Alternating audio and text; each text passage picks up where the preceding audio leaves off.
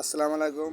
আমি এখন বর্তমানে অবস্থান করতেছি ঐতিহাসিক মির্জা কামান বা বিবি মরিয়মের কামান, মরিয়মের কামান।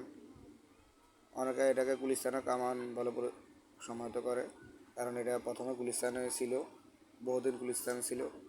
তারপর আমরা গুলিস্তান গোলাপশাহ মাজারের পাশে যা গুলিস্তান উদ্যানে ছিল, বর্তমান ওসমানী উদ্যানে ছিল। বর্তমানে এটা ঢাকা গেটের সামনে, ঢাকা বিশ্ববিদ্যালয়ের ঢাকা বিশ্ববিদ্যালয় গেটের পাশে ঐতিহাসিক ঢাকা গেট, যা ঢাকা মহানগর পরিচিত সেখানে অবস্থিত। দেখতে পারেন সেটা বহুত ঐতিহাসিক বস্তু। এটা এটা আমি আমার সপ্তম ঢাকা গেট বিজয়ের পর ঢাকা বিশ্ববিদ্যালয় তো এটা নিয়ে ছিল, ঢাকা এনে ঢাকা রক্ষার জন্য প্রতিষ্ঠা হয়েছিল। বর্তমানে এটা ঢাকা পুরো ঐতিহাসিক কামান ঐতিহাসিক জায়গা পরিদর্শন